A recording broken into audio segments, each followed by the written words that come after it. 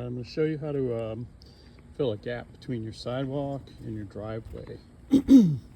So if you want to see what I'm talking about here, recently pressure cleaned and painted my driveway, and there's a expansion gap between the sidewalk and the driveway. It goes the full length, and if you don't do anything, it'll just fill up with dirt and weeds and, you know, just not look really good. So what I'm doing here is I got a bag of SEK polymeric sand, and I'm going to fill that in, and the sand will fill in the joint.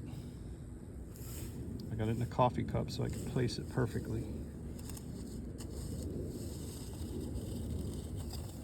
What'll happen is, once I get all this sand placed, I can wet it down and it'll turn basically as hard as like concrete. So I get the sand in there. You don't want it piled up too high. You want it to be a little bit below the height of the driveway, kind of like a grout. You can see I've come all the way down and about to finish this end, and then I'll get the other side. And that's it. SEK polymeric sand.